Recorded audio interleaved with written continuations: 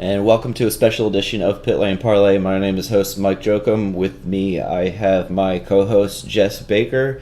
We are recording live in Indianapolis, and we are live on mixlr.com. Thank you for listening in if you happen to be listening. And let's jump right into it. The final half of this episode, you'll have audio from my interview with James Davison in the Byrd garage before Media Day, and then some Media Day press conference stuff that I was able to ask a few questions to Graham Rahal, Marco, J.R. Hildebrand, and a few other guys, so we'll tack that on the end of the episode here. Some of those questions were asked by me. Some asked by Tanner Watkins from openwheels.com. So we kind of tag teamed the interviews together the other day. So Jess, how are you? Welcome back to Indianapolis. It feels really odd to be back, honestly. I feel like a tourist in my hometown, but I'm so excited to be here for the 500. Yes, it's looking to be a good race, although after Carb Day, I think the theme of Carb Day is how are we going to deal with the heat? And, yesterday was a pretty good barometer for the most part on, how it's going to be race day, and that's definitely the theme of a lot of the questions that were asked during Media Day the other day that you'll hear after we're done recording here. And is how is the car going to handle? A lot of drivers are worried, but I think, and I don't know what you think, it's really going to separate the guys who are good drivers and the guys who maybe aren't such good drivers. Not that any of them are bad drivers, but you're going to see the cream of the crop rise to the top. I definitely think the guys who are more physically fit are going to do better. They will have, more stamina to go in the extreme heats because it is looking to be about 92 or 93 degrees tomorrow. Full sun, so it's going to be a hot one for sure.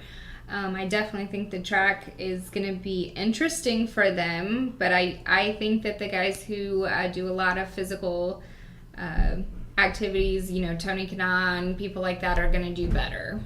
Yeah, for sure, and it really puts an emphasis on teams, trying to master this new aero kit, in such a short time frame. And some guys went out yesterday and said, best it's been all in the last 2 weeks. Other guys are still pretty nervous, but I think as as the 2 weeks have gone on here since practice and qualifying, more and more guys seem comfortable, but I think everybody's going to be nervous because it's going to be so incredibly hot tomorrow. I think the high forecast right now is 93 degrees, which I think my dad told me this morning that it is close to, if not the hottest Indy500 ever. So that should be interesting, especially if it rains tonight, which I heard is a possibility, and then there's going to be zero rubber on a very hot track tomorrow. You'll see a lot of guys sliding around, and I think there's guys out there who are worried about there's going to be no passing. Carb Day, there wasn't a lot of passing. First off, guys were practicing pit stops and different runs and whatnot. But you might get, and I think it was Gabby Chavez who said this when we asked him, but you're going to get guys making mistakes, sliding up the track, with the heat and being able to struggle the car that is, much more in the driver's hands than in the past. So you'll see passing because other guys make mistakes, and then, obviously passing up front for the lead is going to be probably pretty insane. What do you think about the potential for the race tomorrow? I think it's going to be a good race. Frankly, I just can't wait for it. I'm excited to be back. I didn't expect to be here, honestly. But I think it's going to be a good race. It's not going to be the hottest. I was here for the hottest one, but it's going to be close. So it's going to be it's going to be a good day. Yeah, listen, I'm going to stick to my, God, when did we make that prediction? February? Yeah. That was a long time February ago. or March. When Matt was on, and I had Carlos Munoz, you had Kenan, and Matt had Helio, I believe. So obviously my choice is starting furthest from the back or from the front, but who knows? I'm sure like I said before qualifying in our episode, that I thought there would be a surprise driver knocked out of the race, because you never know what happens here in Indy, and I didn't think I would be that right, but obviously, as we now know, I definitely was. Let's see, is there anything else race-wise that we need to go over before we kind of move on to a little bit of news before we turn it loose on the interviews? No, I think that everybody's just really looking forward to it, and I also am going to keep my pick for the 500, and I am still going to go with Tony Kanaan, and I'm going with him even outside of just our podcast. So he's my man. Yeah, Tony was the fastest in Carb Day yesterday. I think the Foyt cars this month in general have really been dialed in. It's the best we've seen them in God knows how long. And I think I overheard a stat in the media center last week that a Foyt car has had only one single top 10 finish in Indianapolis in the last 10 or 15 years. And I don't even remember who that was, but it wasn't somebody super prominent.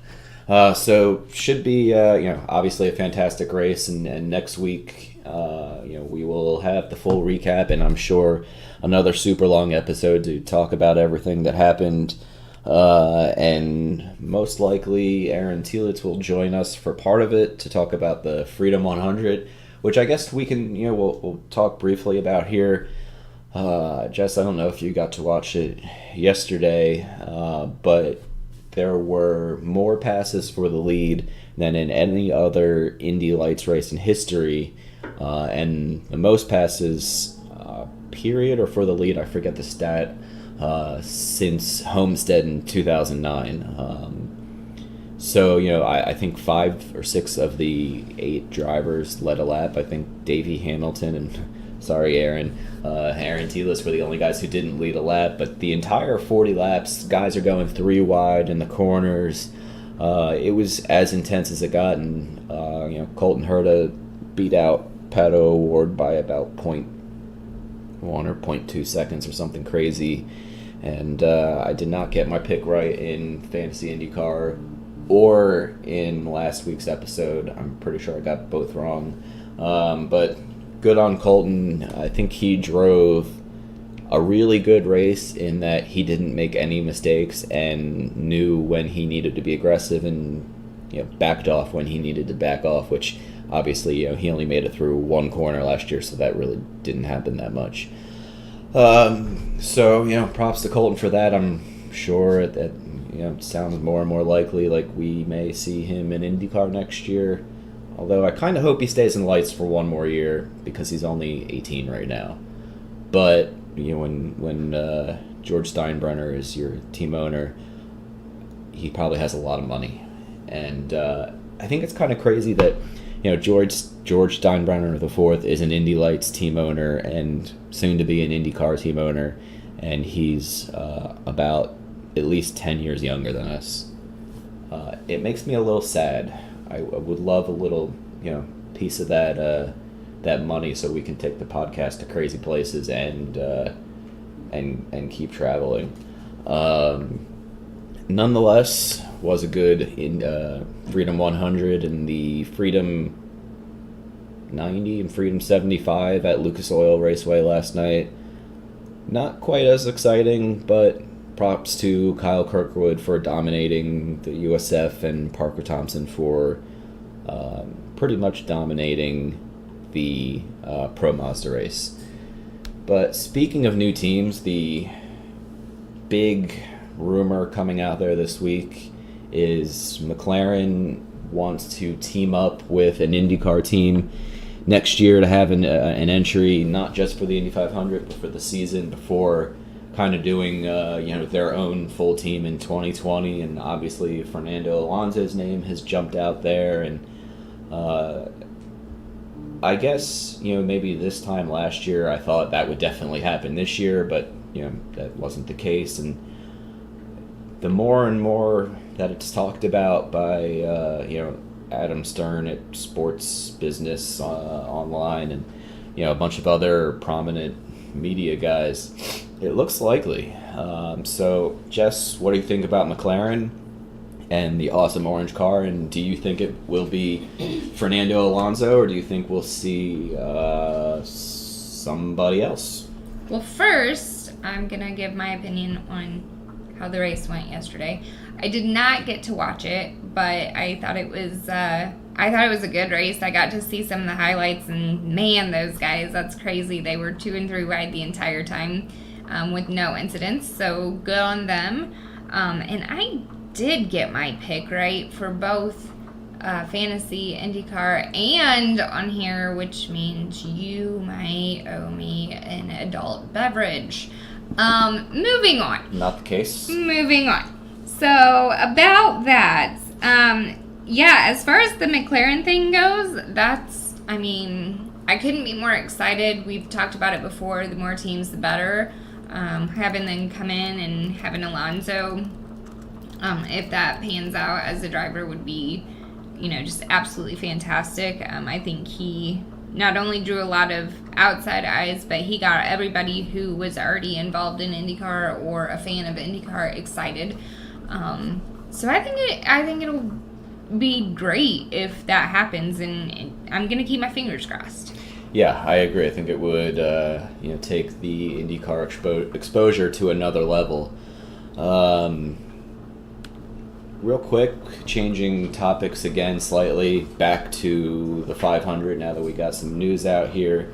Get to a trivia question in just 1 minute where you can win a ticket to tomorrow's race if you get the question right, if you happen to be local or want to take a last-minute flight into town. And it's a good ticket. It's a very good ticket. It's Section 3. I don't have it in front of me. I think it's near you, Jess. Yeah, it's in the South Vista in the deck, which is the 2 little rows above. It's basically the same view as the spotters would have. It's going to be in Section 3, Row A.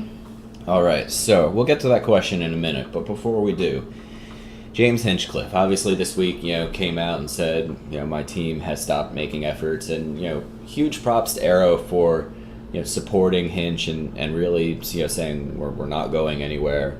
And props to Hinchcliffe for participating in the pit stop challenge yesterday, and, really being a class act through the whole thing, as we mentioned the other night in our crazy long episode. Hinch reiterated again, a bunch of times in his podcast with Alexander Rossi that he had no control over whether his team bought him another ride or not, which I get, and I know some people might be trying to say it would have been his fault, but we don't need to worry about that. The funny thing he said, and I don't know if he changed his tune real quick, he said, I don't think the race should be a double points race. I'm totally fine with that. I don't know about you, but I'm not really a big fan of double points at any race. So if that went away, I would be completely fine. Yeah, I go back and forth. So sometimes I don't care for the whole double points thing, but usually, I think it's okay. I understand where he's coming from, though. This is going to be a huge hit to his season. So I can definitely see where it's a pain, for lack of a better word. Yeah. The more interesting thing he said was, now naturally my computer has disappeared, the article has disappeared, but he said the 500 should be an all-star race, similar to how the unmentioned series does their all-star race, what is that, at Charlotte, where there's no points. And his quote was, "This should be our all-star race, so that way it's the 33 best teams and drivers. You don't have to worry about contract commitments to sponsors, blah, blah, blah. It would eliminate ride buying." I don't agree with that in the slightest, and I'm not even speaking from some sort of tradition standpoint or whatever.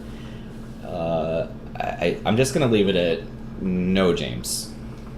I'm shaking my head. Absolutely not.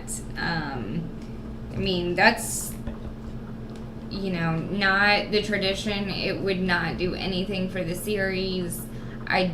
I just think this is a terrible idea. I think that he's right in saying that ride buying should go away, because I agree with that, but the way he wants it to go away, no, absolutely not.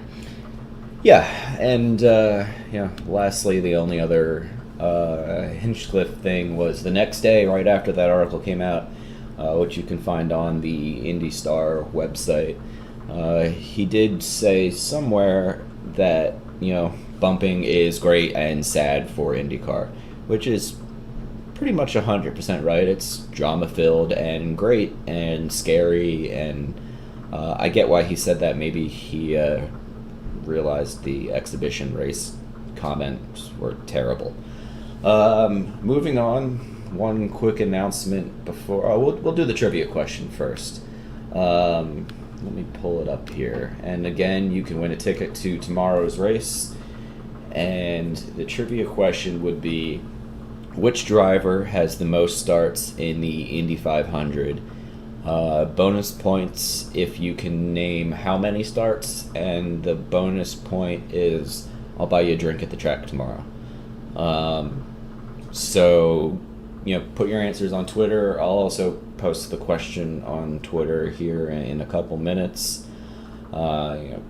Good luck, and hopefully somebody gets it right and can come to the race tomorrow. And we will put all of the people who get the correct answer in a hat and pull their name, and we'll be in contact very quickly so that we can get this ticket to you. We will be in the Speedway area today, if that would work too. Yes, today and tomorrow morning, very, very, very early. And you especially win if you bring us all coffee tomorrow morning. Not really. I don't think that would be fair. Anyway, before we wrap up this short segment, before you listen to the interviews, thank you to David Byrd and Lauren Stewart for setting up my time to talk to James Davison the other day. Squeezed in just 4 or 5 minutes before he had to run off to media day stuff. But James was super awesome to talk to for a few minutes, and thank you to both of them for getting it set up, and we'll make sure to tag them in social media once we post this. But before we wrap it up, quick announcement. Many of you guys have listened to our buddy Matt join the show the other day, and once in a while when Jess decides she wants to move to Florida and whatnot, Matt's going to be joining us as our third microphone. I don't know if he has a fancy title, maybe director of social media, because Matt's really good with social media and sometimes I get really lazy. So we'll give Matt a fancy title, and so for the most part he'll be joining us full time, but Jess and I aren't going anywhere, so you can't get rid of us. And since it is Saturday, this episode probably won't air live on wildfireradiosports.com, but make sure to check it out on Spotify, iTunes, iHeartRadio, or this new live stream Mixlr. I don't really even know how to pronounce it, but they let me live stream. Starting probably next week or the week after, we will have a full-time sponsor, which is pretty cool, and we're in the sponsorship game too, but probably to a lesser degree than everybody else.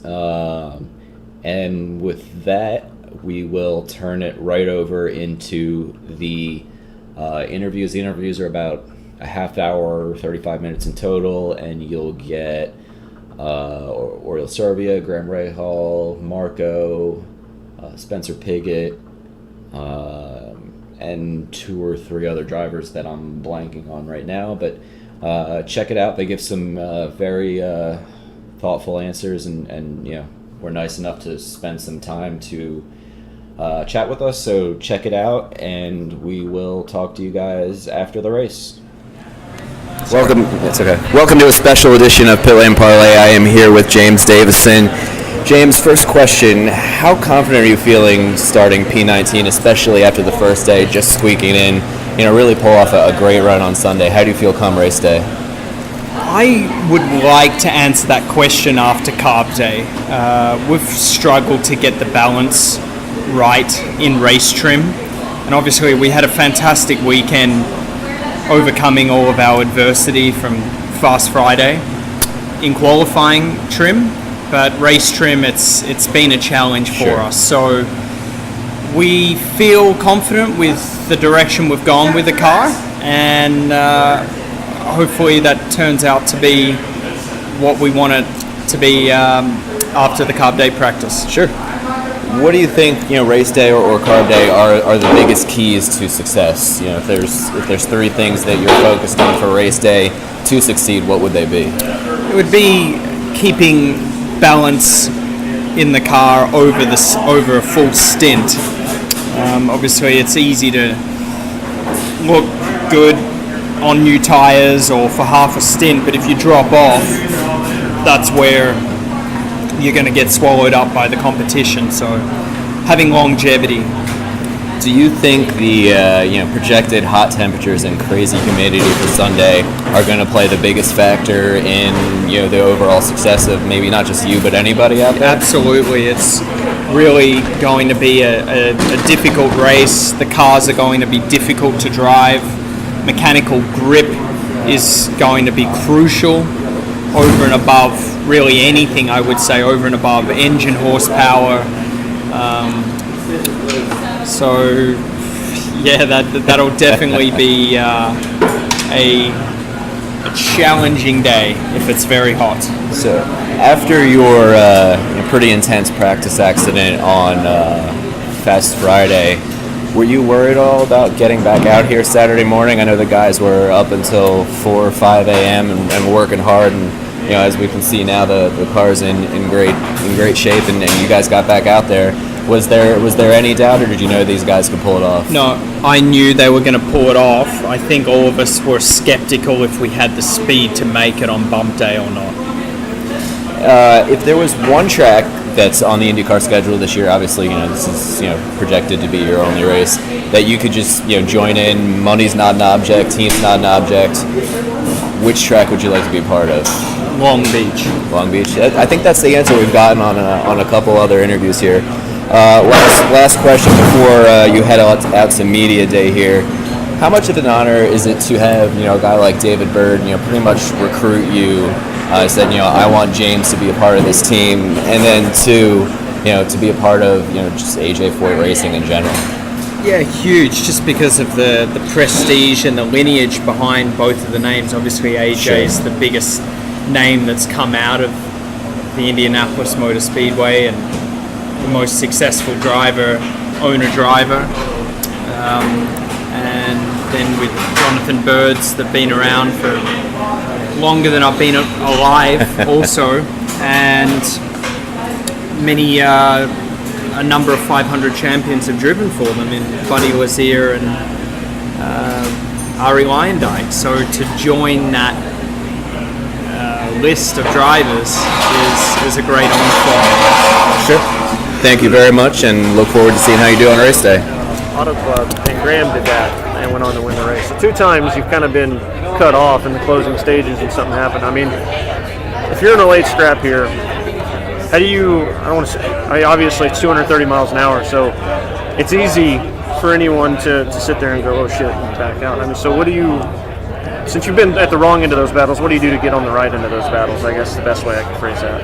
Track position, so I could be in the position to do that. But you know, I don't know. I mean, I don't go into the race thinking, oh, I'm going to chop the hell out of this guy. But you know, it's no holds barred, and that was a perfect scenario where I was extremely pissed, and then I came away from it and I said, it's the Indy500. He's trying to win it, and I have a lot of respect for Ryan, and I'd have done the same thing. You're trying to win the race, and the teammate card goes out the window at that point. You're so good about not necessarily making, I don't want to say erratic moves, but I don't know another word for it. I mean, yeah, it is. Try not to be fast, man. So, but I mean, so from a game plan perspective, I mean, do you feel like, throw out a NASCAR style thing, 4 fresh tires versus track position, or which one are you favoring on Sunday? Well, if I'm 9th on the last stop, maybe you do something. But if we're in control of the race, you just do the same as everybody else and just go beat them on pace, you know. And you gamble when you're in trouble, not when it's going good. Hey, best of luck. Thank you, man. Appreciate it. Hey, Mark. How you doing? You got time to do a quick liner for us? I got a question for How much you paying? It's $20. That's good. That's what I got in my pocket. If you don't mind, if you don't want it, that's cool. But just introduce yourself. You can plug the sponsor, whatever you would say, and then just you're listening to Place for the Race, 103.9 WRBI, just like baseball RBIs. This is Marco Andretti, and you're listening to The Place for the Race, 103.9 WRBI. Cool. Your teammates seem to be pretty confident in their ability to maneuver their cars and handle them in slick conditions and really hot track what do they temps. know? They're saying bring it on. Are you saying that too? You saying what do they know? I would have. You're taking the contrarian view. No, all good, man. I think as a team we're in a pretty good position. Yeah, I think I think qualifying, it's 4 laps. We're as trimmed out as we could be. I'm flat. It's kind of almost out of our power, but now it's back into our power, and I think we're pretty good in traffic. I think the temps are going to suit us because I think if you miss the mark, people are going to pay for it more with the temps being where they're going to be. So we're ready to go, man. Feel good. Cool. Thank you. Thank you. Marco, with your driving style, do you see the heat as an opportunity where other guys may see it as something they're worried about? Yeah. I mean, as far as being uncomfortable, I don't love when it's 90 and then 100 plus in the car. But I think as far as playing to our strengths and hopefully not making mistakes and getting a good car balance underneath you, it's going to put an emphasis on that, and that plays right into us for sure. Where do you feel the drop off? Last year it almost seemed like you can get out of the corner on entry and kind of get a run through it as it built. But this year it sounds like guys are saying, center of the corner off, you have to wait even longer. How is that this year? It's worse after 10, 15 laps of a stint for sure, but I think the first 2 are going to be going back and forth because the draft is so huge. I think from 3rd back, you're going to have to work for it, but you should have to work for passes. You shouldn't be gifted them and you shouldn't be able to have a good car and still be a sitting duck. You should be able to stay there if you get there. So I think the formula is where it should be. I think we are going to have this big washout, so we just need to be ready for that and be cautious of it. But I think that's how you're going to pass in the middle of the pack, because I think there's going to be guys that have those runs and wash out, and then you can pounce on them. Right. I think that's how you're going to pass. Is it going to be more waiting for guys to make mistakes right, as opposed to being on the offensive? Exactly. Thank you. We're closer. So, one thing that I know about Sunday is it's going to be unpredictable. I mean, that is the only thing I'm sure of, particularly if it's as hot as forecasted. Now, the good thing was last time I looked, tomorrow, Friday, should be just as hot too. So, should give us a good idea, but we'll see. Considering where you're starting, is this a zero mistakes race for you? No, I mean, everybody's going to make a mistake. It's kind of who makes the least. Because, look, it's going to bobble at some point. I mean, these cars are not predictable to drive anymore. You go in turn 2, one lap, it does one thing, go in the next lap, it does something completely different. And so, that's going to be tricky. But for sure, we're going to have to make great pit stops. We're going to have to make a lot of passes on track. Give up as few amount of positions as we can. Be aggressive on the restarts and starts, but don't be stupid.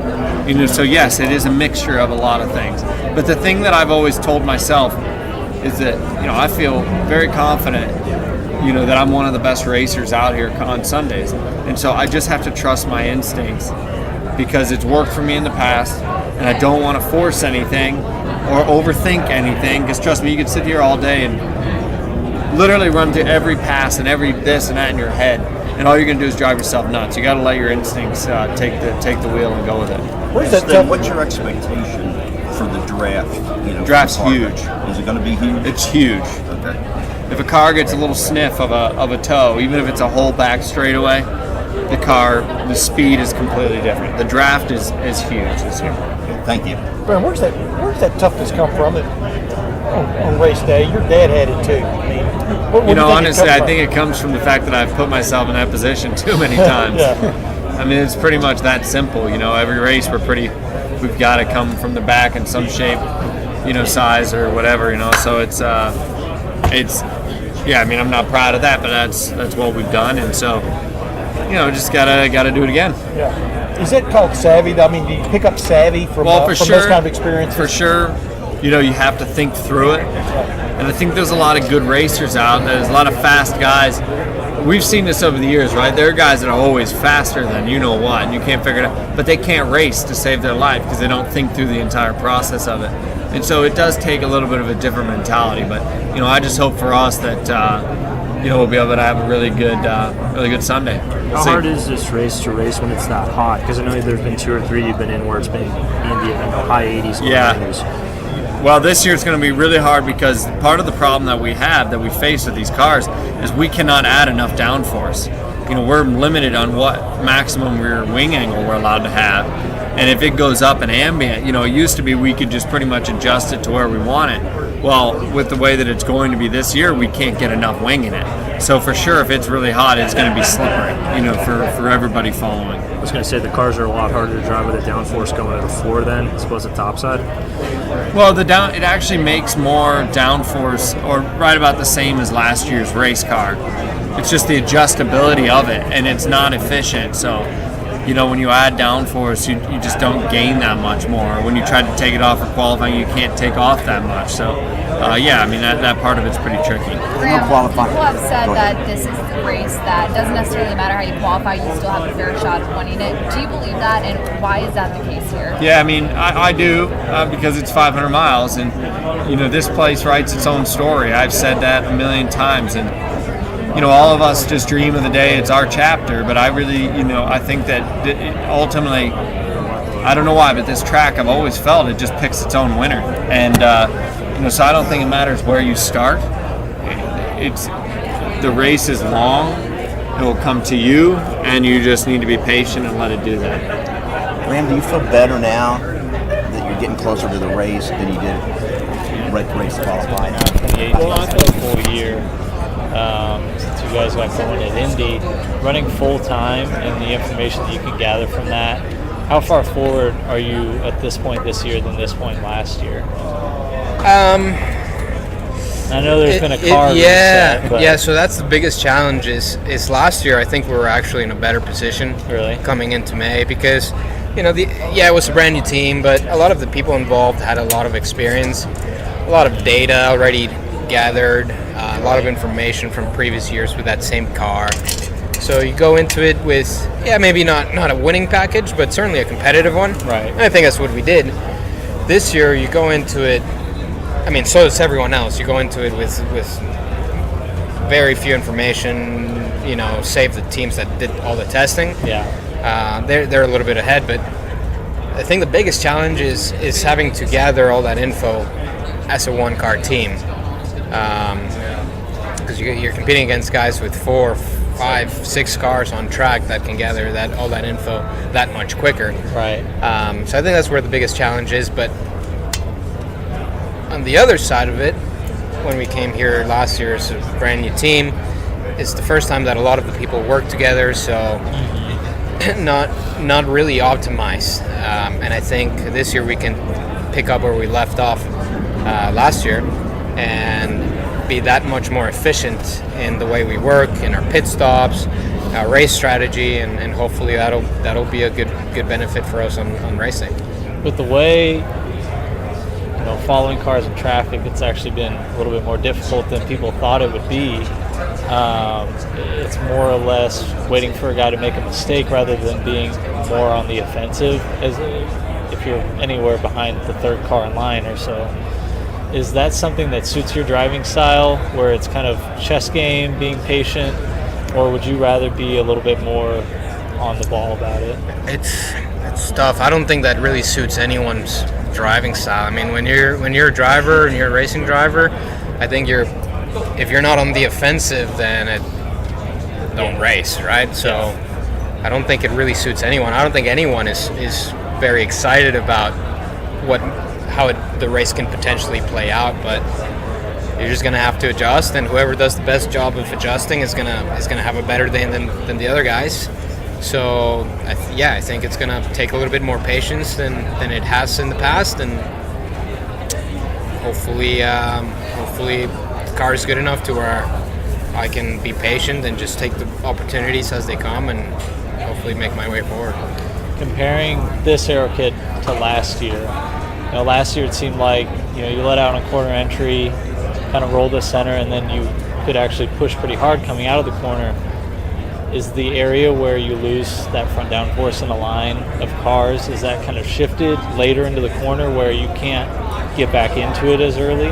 Yeah, and I'm not sure why, but yeah, it certainly seems like we just struggle a lot from the mid corner to the exit this year, where it really wasn't the case last year. I mean, yeah, you struggle with it, but there's enough adjustment that you can get it over the top. Yeah. It just seems this year like no matter what you do, it's still an issue. You're stuck. And then you can really mess up the first face of the corner and get the car really loose, but you're still struggling with all that understeer on the exit. So it seems like there's not enough to do to get it under control. So it's gonna be tough.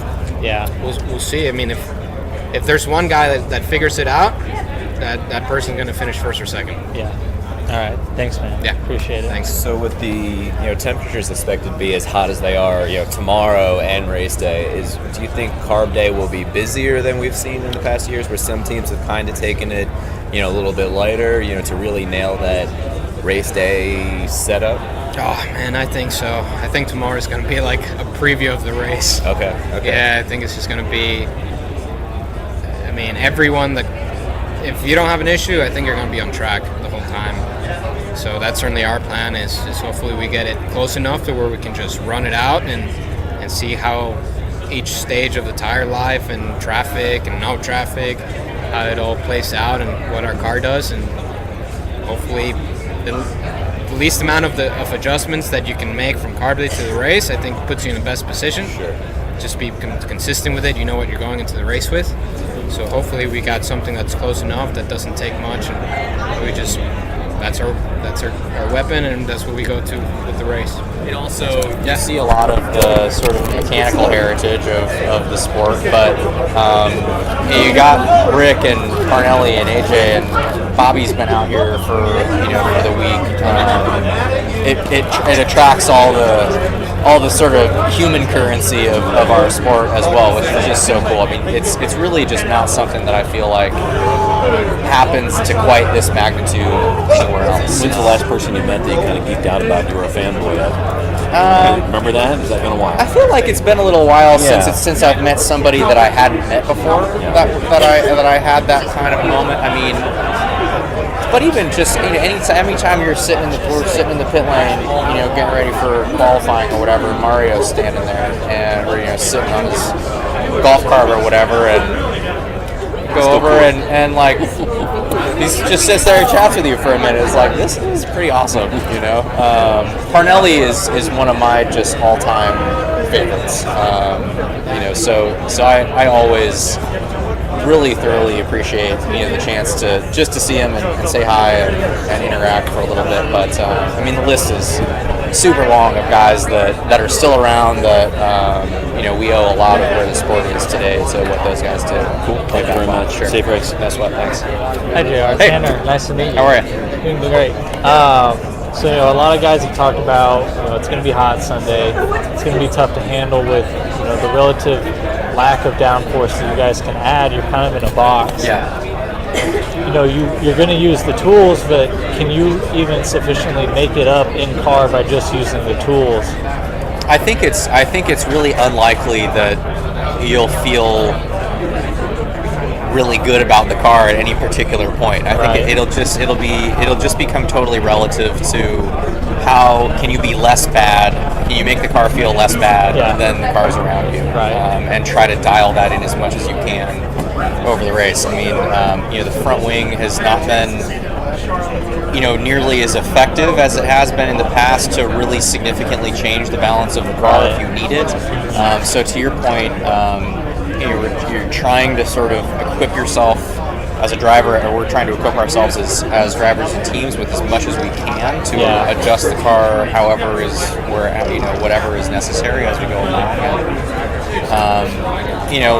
In a general sense, whether it's from the handling of the car's perspective or strategy or whatever, being able to quickly adapt to what's going to work best going forward is just going to be super critical.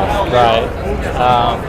How's your guys' flow this month been? I mean, I know you just had the little wiggle, the little brush, but moving from ECR where you're with them for a while, and then now with Dreyer and Reinbold, who's got a 2-car team for the first time in a while. Have you settled in, and has it been anything that you particularly like more, or been able to adjust to a little bit better than in previous years? Yeah, I think I'm really thoroughly enjoying working with the group of guys that's at Dreyer. A lot of familiar faces for me from even just my recent sort of past at ECR, from Panther, and all that kind of stuff. So a really good group of guys. I think for sure the fact that we're a Indy only team, kind of start to finish with both cars. Given the fact that the car has turned out to be quite a bit different from last year, has been a little bit of a disadvantage. We just don't have nearly the amount of information to be working with just coming into the month, and there's only so much that you can really sort out once you get here. So I don't think I think that definitely hurt us, like in qualifying. I don't think there's like much of a direct correlation between that and being good on race day necessarily, but I think for sure, like in years past, their stuff's been so good over the last few years that if nothing has changed, I think we would have come in and been able to kind of like not touch anything basically and go out and be quite good. That's turned out to be different, and it's made for more of a challenge for sure. With your educational background and the instruction that you do at university, the information that you know there, does that kind of give you an advantage, you think, over other drivers with the finite feedback that you could potentially provide in the car? I think it really just depends on what's going on, and and how the engineers prefer to be communicated interpret with. that. I mean, there's times for sure that you kind of end up producing like information overload on what's going on when really what we need to be doing is just simplifying and trying to kind of take it one step at a time. So that's something that I've that's not anything new. Like I've sort of learned that over the years. There's definitely, I think, I feel like one of my strengths is being able to, when you get into sticky spots, be able to just sit there and sitting shotgun with the engineer and trying to like really dig deep into what's going on. Like I certainly have, I think, enough of an understanding of what is the data that we're collecting.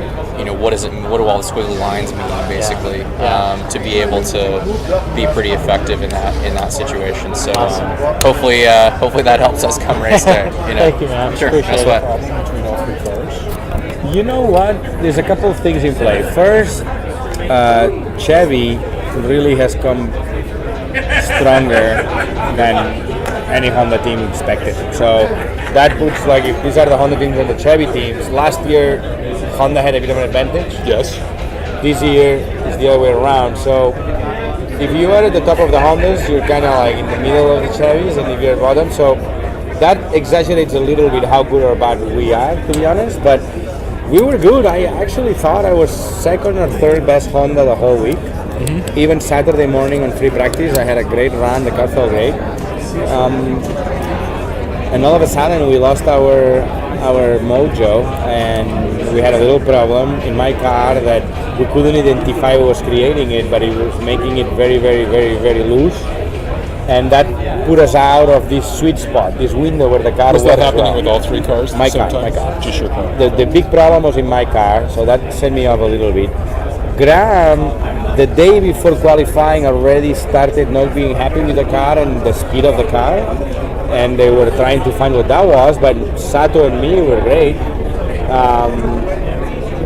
And then in qualifying, they didn't really find the speed in their car. I had my issues. And Taku was actually fine. If you look at his speed when he went out, it was really, really hot, and he qualified at high 226s. It was very reasonable, and I think they did a good job, and they didn't. I think if you put into perspective where the Chevys and the Hondas were, he could have been in the top 9 if he had a. Yeah, I just wasn't sure if it was like you guys all went haywire on the setup. No, not really. Again, it's just losing the sweet spot for the car. It's just such a fine edge. It's a small window where the car works. So it just shows you how easy it is to trip. And then, it's hard to come back. You saw with Hinch, I mean, it's... Yeah. Like, Well, middle having of a the bump on the first day is madness. I mean, so hard. I mean, So hard. to have the first day be bump day means if you have some kind of problem, your chances of you being screwed and having a show are astronomically higher than if bump day was day 3 or 2, 3, or 4. Yeah, but still the same for everyone, right? So it's a drama. It's the drama of Indy. Just know that, Yeah. Hey, what's with the Stewart course? Is that the team that I always see? Stefan Johansson. Exactly. It's the team that they've won Daytona, they've won Le Mans, they always race Ferraris in IMSA. Yeah. They're a very successful team that they wanted to get a feel of what IndyCar is about, and why not come and do it at the biggest race on the planet, at the 500. So they realized that it was smart to do a partnership with another team, and because of obviously my long relationship with Rahal Letterman Lanigan, this will be my 5th year with them. I thought it would be a good marriage because I know obviously Bobby, Mike Lanigan, and Letterman well, and I got to know Giacomo, and I felt they both align in many ways. Mainly that they want to win, truly, and I knew that sitting them down should be a good meeting, and it was. They right away they realized that they had the same goal, and they were very open to work with each other, and it's my luck really because I have 2 very committed groups to make this a very successful race. Is Stefan a part owner or something? Yeah. Stefan is the sporting director. Okay, so you see him in the races all the time. Yeah. He's the sporting director, and it was kind of key to make this partnership happen.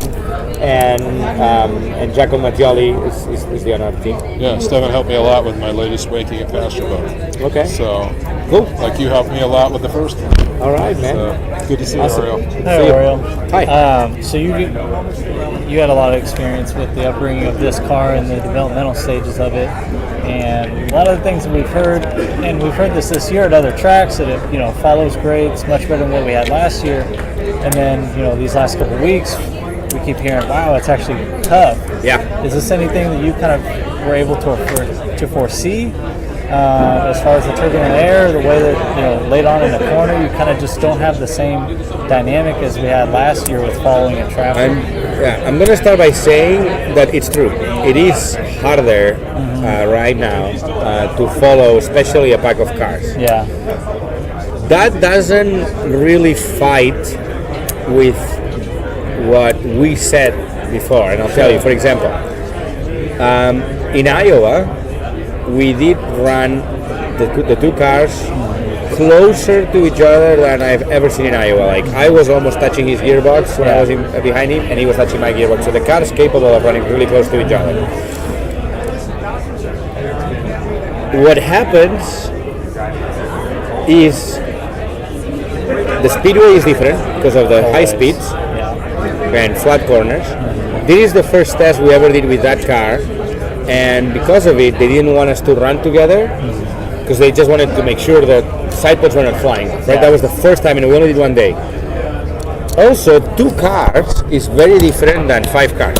Like when you'll see 2 cars even at the race, you'll see the guy behind being able to follow and in a reasonable pace. When you have 4 or 5 cars, it creates a lot more turbulence.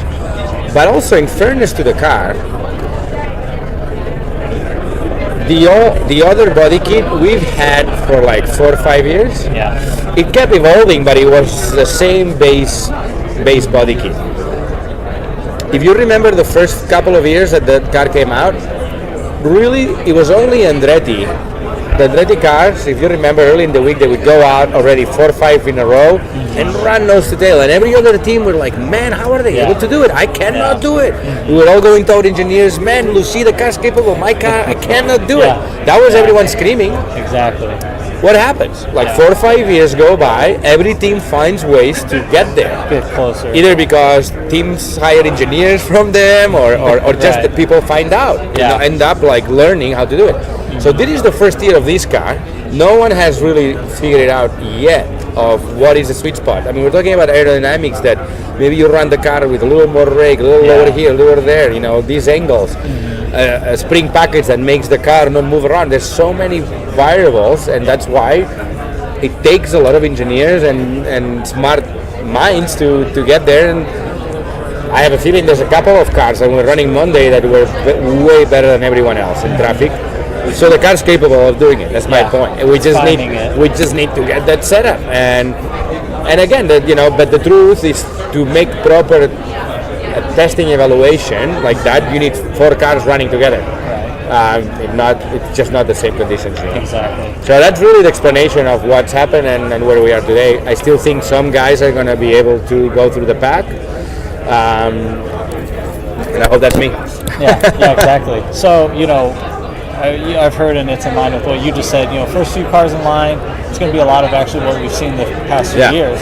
As you get back, it obviously extrapolates and gets tougher. Yeah. Is this something that you can set it up on corner entry by getting out of it and kind of power through the corner? Is it center off? When it's bad, it's bad. Yeah. And when you have 4 or 5 cars, it's just there's not much you can do. I tried to back off, and then it just when you get it within a distance of all that pack, it's just the car just. Yeah. At least we're not able yet to make it stick to the ground as much as you need to. Yeah. Thank you, sir. No problem. Thank you. Have a good day.